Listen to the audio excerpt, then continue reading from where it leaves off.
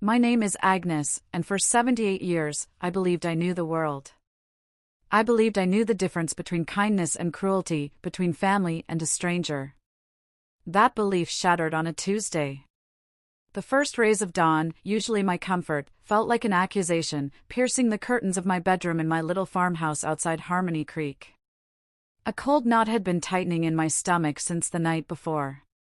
My son, Jareth, and his wife, Calla, had been staying with me. Their visit was supposed to be a joy. It felt like a shadow. I pushed myself up, my old bones creaking, but a new, sharper pain was in my heart. I'd been so tired last night. Calla had insisted on making me a special cup of chamomile tea, rubbing my shoulders and telling me to rest. "You deserve it, Agnes," she'd cooed. I drank it, and a heavy, unnatural sleep had pulled me under, far too early. Now, I understood. My hand went to my bedside table, searching for the old leather purse I've had for 20 years. It wasn't there. Panic, cold and sharp, seized my throat. I shuffled into the hallway, my slippers whispering on the worn wooden floors. "Jareth?" I called out. "Calla?" The house was silent. A thick, heavy quiet that screamed of absence. Their bedroom door was wide open. The bed was perfectly made, the pillows fluffed, the room sterile and empty. Their suitcases were gone. They hadn't just left for an early walk. They had vanished in the dead of night. My breath hitched. My mind raced back, piecing together the last few weeks. Calla's sweet questions about my retirement. Her helpful suggestions to consolidate my accounts. Her eyes, lingering a moment too long on the loose fireplace brick where I kept my emergency documents. I stumbled into the living room, my heart pounding a frantic, painful rhythm. My hands, trembling so hard I could barely feel them, fumbled with the brick. It came loose, just as it always did. But the small, metal safe box tucked inside was gone. The room spun. That box held everything. Not just emergency cash, but my primary credit card, the one linked to the $700,000 retirement fund my late husband, Oswin, and I had built over 50 years of hard work. 50 years of sacrificing, saving, and planning for this very time in my life, so I would never be a burden. So I could leave something for Jareth. I sank to the hearthrug, the cold stone seeping into my knees. She had taken it all. My son's wife had waited until I was asleep, drugged with her kindness, and stolen my entire future. I didn't know how long I sat there, just a broken old woman in an empty house. My son. Jareth. He must have known. He must have let her. The betrayal cut deeper than the financial ruin. This wasn't just theft. This was an execution of the trust one held most dear. As a single, desperate tear finally rolled down my cheek, my eyes caught a glint on the mantelpiece. It was something that didn't belong. A small, ornate silver locket, laid carefully next to a single, crisp white envelope. My name, Agnes, was written on the front in Calla's elegant, perfect script. What does the note say? Is it an apology or something far worse? My fingers felt like stone, numb and heavy, as I reached for the envelope. I should have called the police. I should have called the bank. But I couldn't. Not until I knew. The locket was cold to the touch, and when I fumbled it open, it was empty. It was a prop, a piece of theater. The letter, however, was the main event. I ripped the envelope, my hands shaking, and unfolded the single sheet of paper. It wasn't an apology. It was a justification. Agnes, it began, with a chilling lack of warmth. Don't bother calling the bank. The money is already gone, moved where you and your small-town lawyers can't find it. Consider this a long overdue payment. For years, you've sat on that farmhouse, on that pile of money, while your own son struggled. Jareth deserved better. He deserved the life you were too selfish to give him. My vision blurred. Selfish? I had paid for Jareth's college, co-signed his first apartment, and bailed him out of debt twice before Calla even came along. The letter continued, each word a twisted nail in the coffin of my love for them. You never liked me, Agnes. I could see it in your eyes. You thought I wasn't good enough for him. But I am the only one who sees his potential, who is willing to do what it takes to secure his future. You were just a dragon, hoarding gold you were too old to spend. We are using it to start our real life, far away from this sad, little town and your judgment. Don't look for us. She signed it simply, Calla. Not Calla and Jareth. Just Calla. But the we and us in the letter confirmed my worst fear. My son was not a victim in this, he was a willing accomplice. He had watched his wife drug his own mother. He had sat in the car, or perhaps even helped her carry the safe box, as they drove away with my life savings. The $700,000 was just money. This letter, was the true theft.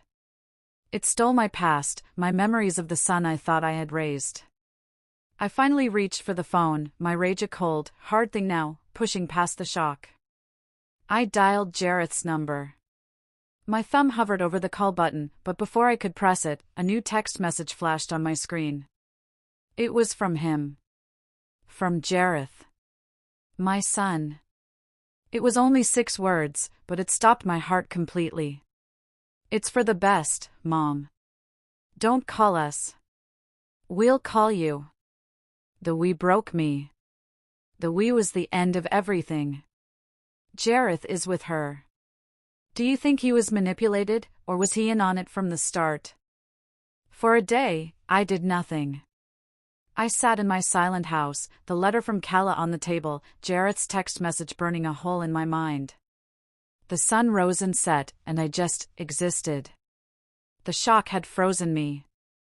But on the 3rd morning, I woke up, and the ice had turned to a slow, burning anger. I was 78, not dead. I was a victim, but I would not be a casualty. I got dressed, my hands still shaking, and drove my old pickup truck into Harmony Creek. I needed to see a normal face. I needed to pretend, just for an hour, that my life hadn't imploded. I walked into the Harmony Grits diner, the bell over the door chiming. My friend, Maribel, was sitting in our usual booth. She's known me since Jareth was in diapers. Agnes. You're late, she called, her smile as warm as the coffee she was pouring. I slid into the vinyl seat, the smell of bacon and stale coffee wrapping around me. I wanted to break down, to tell her everything. You look like you've seen a ghost, dear, Maribel said, her sharp eyes missing nothing. I tried to form the words. My son, my money. But they wouldn't come out. How do you tell your oldest friend that your child has betrayed you in the most sickening way possible? How do you admit that you've been played for a fool? I just shook my head and mumbled something about a bad night's sleep.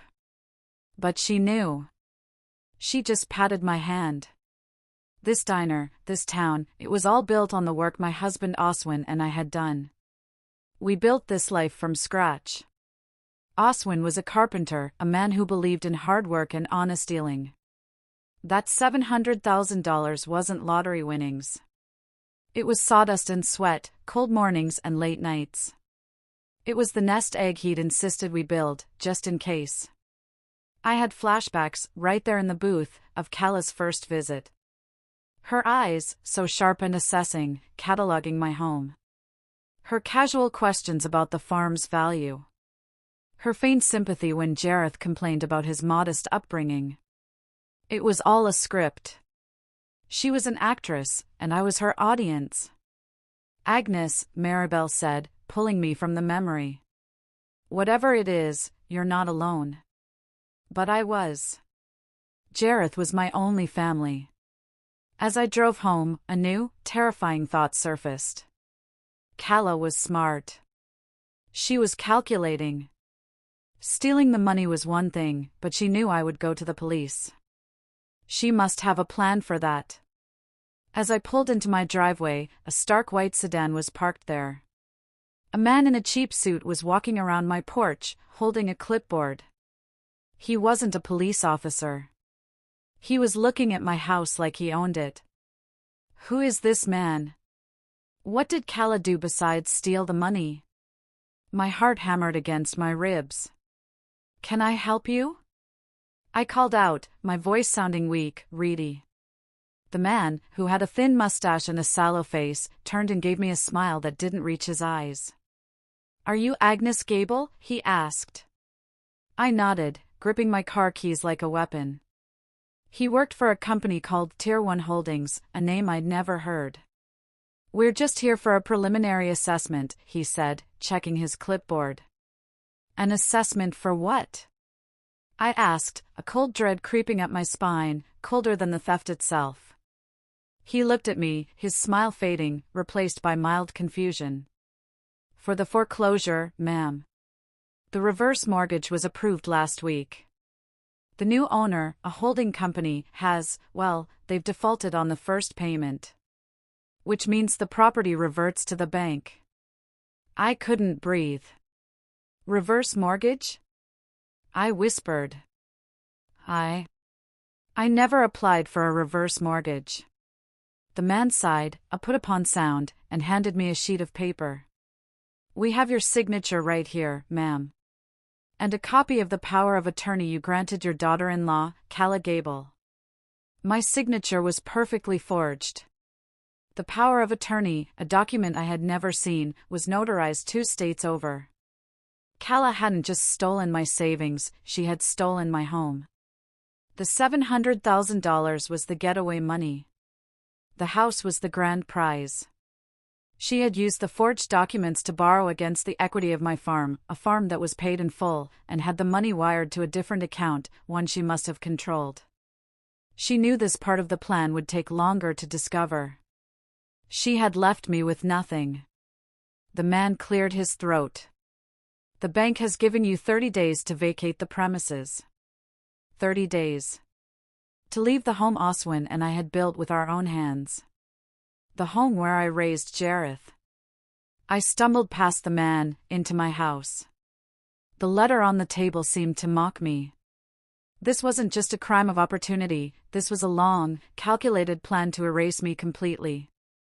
I was truly, utterly alone. Jareth was gone, the money was gone, and now my home was gone. I sank to the floor, the eviction notice fluttering from my numb fingers. Just as I gave in to the crushing despair, there was a knock at the door. It wasn't the man from the bank. It was a woman, her face kind but etched with worry. Are you Agnes Gable? She asked, her voice soft. My name is Naoma. I was Calla's mother's nurse. A nurse? What secrets does Calla have in her past? Do you think this woman, Naoma, is here to help or hurt Agnes? I stared at the woman, Naoma. She looked to be in her late 50s, her hair a practical gray, her eyes holding a deep, profound sadness. I'm sorry to intrude, she said, twisting her hands.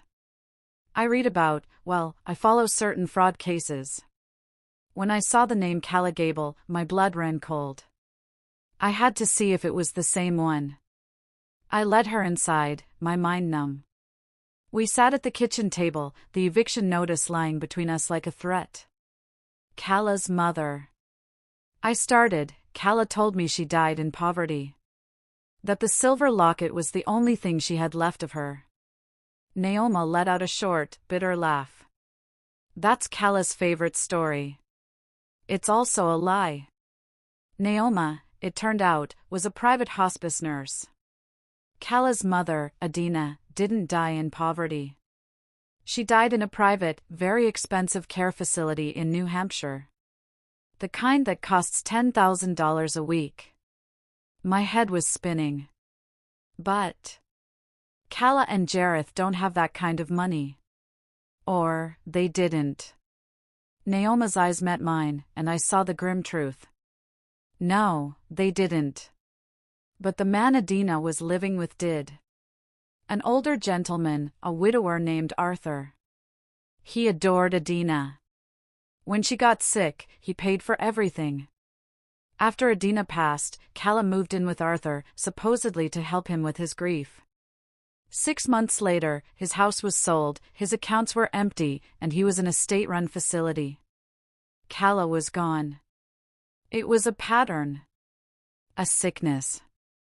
Find a vulnerable target, isolate them, gain their trust, and bleed them dry. Arthur was her first victim.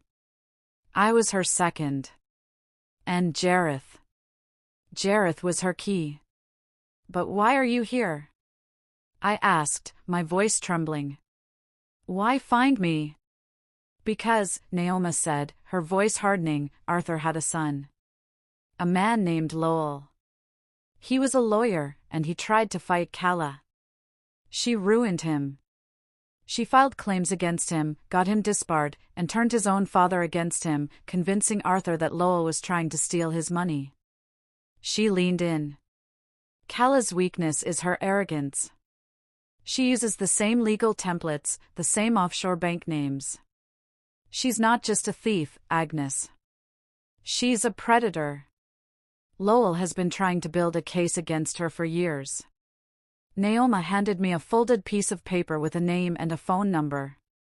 Lowell lives in a retirement community up in Vermont. He's a broken man.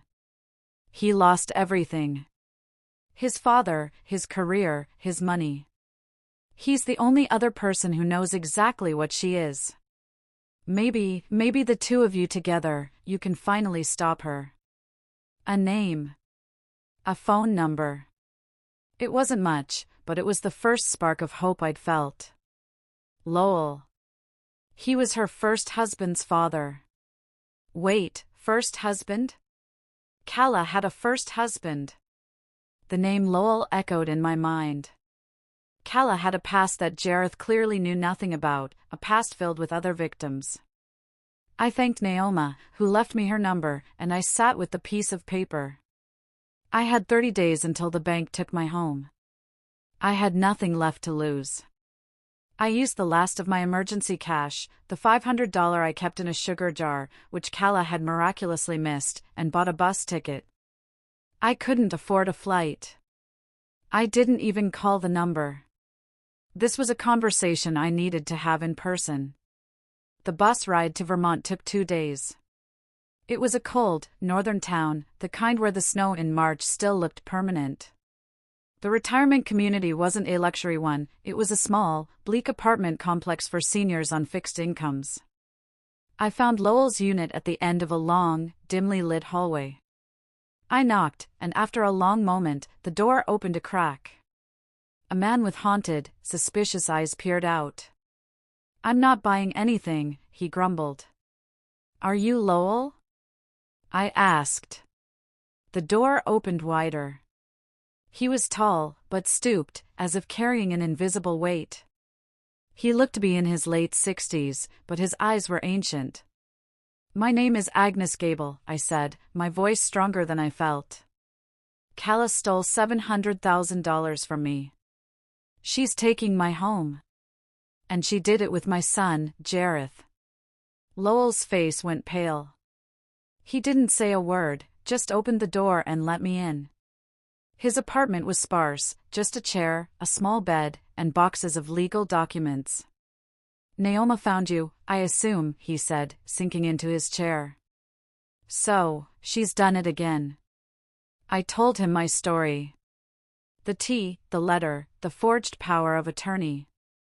He just nodded, his face a mask of bitter recognition. "You're lucky," he said, his voice a low rasp. "She only took your money." "She took my son," Naoma said. I started, she mentioned her first husband's father. Lowell's eyes blazed with a fire I hadn't seen yet. "My son, Cassidy, was her first husband. A good boy. A little weak, maybe. A little too eager to be loved. Just like your Jareth, I imagine." He explained. Calla had married Cassidy, isolated him from Lowell, and convinced him his father was a controlling monster. "But she didn't just take his money," Lowell whispered, his voice cracking. "She took his life." I gasped. What do you mean? Lowell stood up and went to one of the boxes, his hands shaking. Calla convinced Cassidy to take out a massive life insurance policy, with her as the sole beneficiary. A year later, his car went off a bridge. A tragic accident. The brakes failed. I know she cut them. I know it. But the police, they saw a grieving widow. I saw a murderer. He pulled out a file. I've been tracking her. I knew she'd pop up again. And I know where she is. Calla is a murderer? This is darker than I ever imagined. Where are Calla and Jareth hiding? She's a creature of habit, Lowell said, spreading a map across his small table. She can't stand the suburbs, can't stand cities. She likes isolation. She likes places where people don't ask questions. He pointed to a remote area in the Adirondack Mountains. She bought a small, off-grid cabin there 3 weeks ago, using a shell corporation. Paid in cash. Your cash, Agnes. He had been tracking her for years, using what little money he had left to hire private investigators and data miners. He was waiting for her to make a mistake. My son. Jareth. I said, the words catching in my throat. If she killed Cassidy, is Jareth safe? Lowell's face was grim. He's safe as long as he's useful. As long as he's her puppet. The moment he questions her, the moment he's not the loving, supportive husband, he becomes a liability. A terrible, cold realization washed over me. Jareth wasn't just an accomplice. He was her next victim. We have to go to the police, I insisted. Now. With this. Lowell shook his head. I've tried. For years. I'm the crazy old man obsessed with his son's accidental death. They don't listen.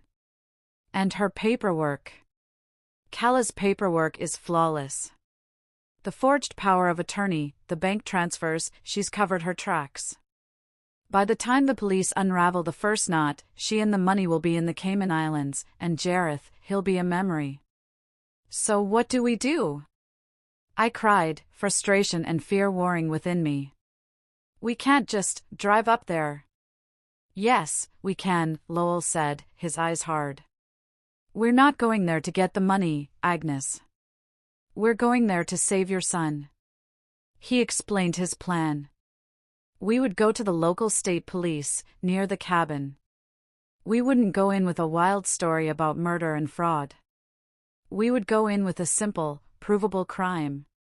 Lowell had a copy of the original reverse mortgage filing. The bank that issued your mortgage, he said, is already flagging the transaction as fraudulent, thanks to an anonymous tip I sent them last week. The man you saw, he was just the repo man. But the fraud department is now involved. He had a contact, a state-level financial crimes detective he'd been feeding information to. We're not two crazy old people, Lowell said, a spark of his old lawyer self returning. We are two victims of a multi-state con artist, and we are delivering the final piece of evidence.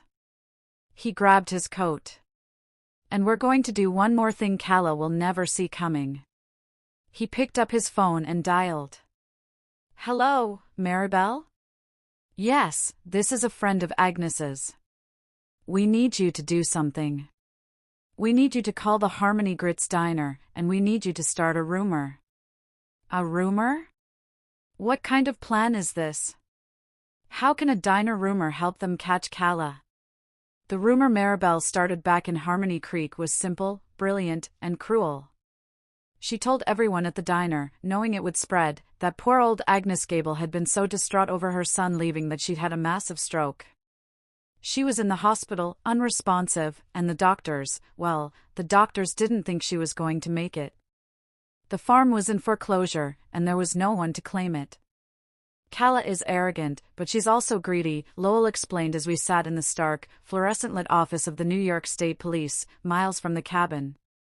She's monitoring your bank, your phone, but she's also monitoring the gossip. She wants to know what the town thinks. If she believes you're dying, she'll get careless.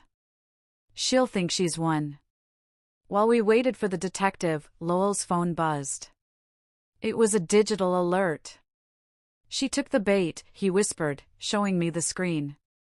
A new wire transfer, initiated just 5 minutes ago.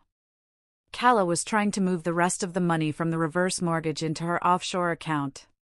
She thinks you're dying, Agnes, Lowell said, his voice tight. She's cleaning out the last of it before the state freezes your assets. That was all the detective needed. The active, in-progress wire fraud, combined with my sworn affidavit about the forged POA, gave them probable cause. A quiet, tactical team was dispatched, not for a theft, but for an active, high-value financial crime. Lowell and I were told to stay put, but we insisted on following, waiting at the base of the mountain road. The wait was agonizing. Hours passed. Finally, a single state trooper car came down the road, followed by an ambulance, its lights off. My heart stopped. Then, another car, an unmarked one. Calla was in the back, her face a mask of furious disbelief, her hands cuffed. They had found her. But the ambulance. Jareth, I whispered. A paramedic who had been in the ambulance approached us. He's okay, the woman said. Weak, dehydrated, and heavily sedated. But his vital signs are stable. We're taking him to the local hospital. He was sedated. My son. The tea. She's been keeping him doped up, Lowell said, his voice thick with a terrible, vindicated sorrow. Just like she did to my Cassidy. Then, a detective walked over, holding several evidence bags. One contained laptops, hard drives, and stacks of papers. But another held a small, silver locket. She had this on her, the detective said. Guess it was sentimental. I just looked at it, the symbol of her manufactured pain, and felt nothing but cold, empty pity. And then the detective's face fell. Ma'am, about the money. They caught her. But what about the $700,000? Was the detective's news good or bad? The $700,000, the detective said, his voice kind but firm, is gone. We've seen this before. By the time she initiated the first transfer, it was already routed through 3 different countries. It's in an untraceable crypto wallet by now. I'm very sorry, Agnes. We have her for the bank fraud, the forgery, the reverse mortgage. She'll go to prison for a long time. But the money, it's gone. I nodded. I had expected it. The money hadn't felt real to me for days. The farm, however, was another story. The reverse mortgage? We stopped the wire, he said. And the bank is working with us. With Calla's confession, and believe me, she's trying to blame Jareth for everything, we can prove fraud.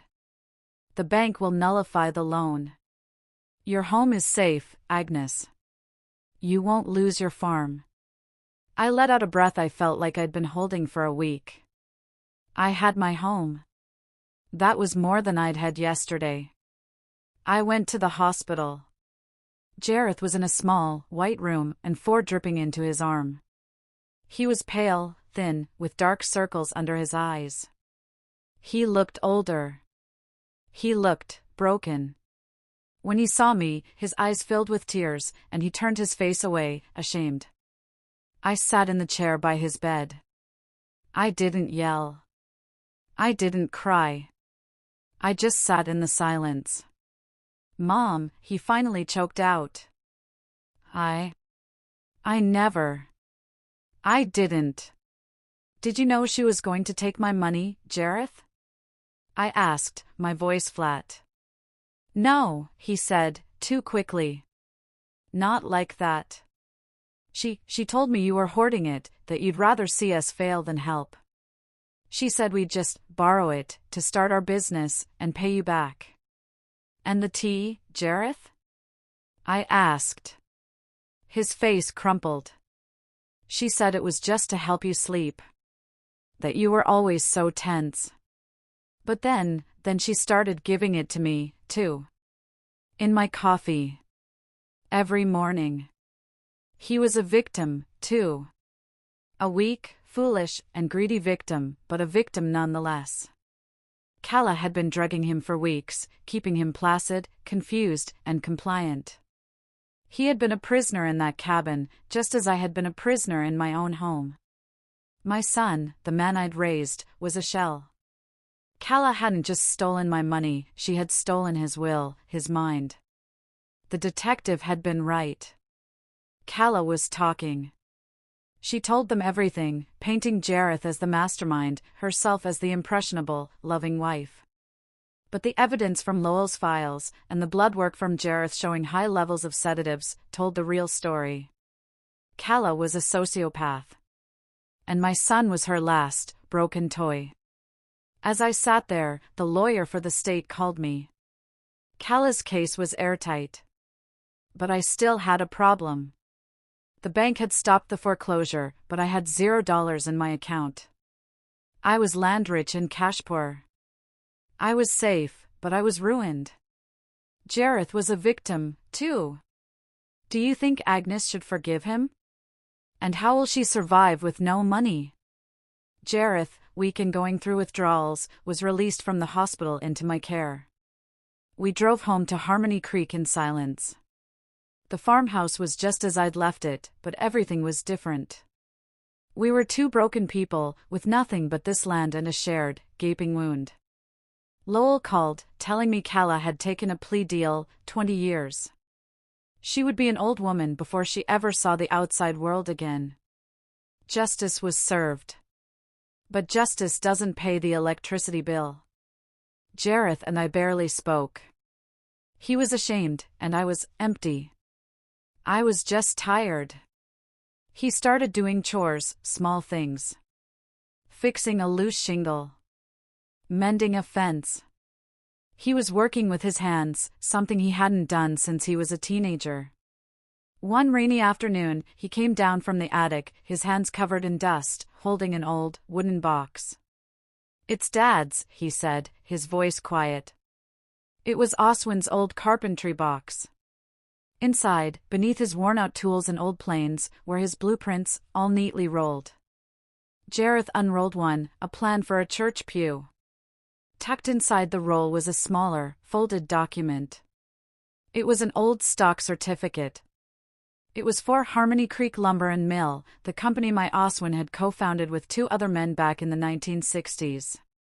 When the company was bought out by a national conglomerate in the 80s, Oswin was furious. He said they stole his company, and he tucked his useless founder's shares in this box and never spoke of them again. I had forgotten all about them. "Mom," Jareth said, his fingers tracing the old, embossed logo. I think Dad left us something." We took the certificate to Maribel's son, the only lawyer in town. He looked at it, his eyes going wide. He made some calls. It took a week. That useless founder's share, after decades of splits, buyouts, and dividends, was worth just over $2 million. Calla, in her meticulous, greedy search, had been looking for cash. She had no idea the real treasure was paper, hidden in an old box, a testament to my husband's hard work. My life changed in that moment. But I had already changed. The $700,000. Calla could have it. It was poisoned money. This was clean. This was Oswin's legacy. I paid off the farm, again. I set up a trust. And I looked at my son, Jareth, who was finally clear-eyed for the first time in years. "This money," I told him, "is not yours. It's your father's. You will earn your part of it." He nodded, and for the first time, I saw his father in him. He started working on the farm, really working. He's rebuilding the old barn, using his father's old blueprints. Our relationship isn't fixed. It's a scar. But it's healing. Calla took what she thought was valuable, but she left behind the one thing that truly mattered, the proof that in the end, what a good man builds, a bad woman can never truly steal. What a twist! Agnes got her life back and so much more. Thank you for watching this story to the end. If you want more stories of justice and empowerment, hit that subscribe button. And don't forget to like.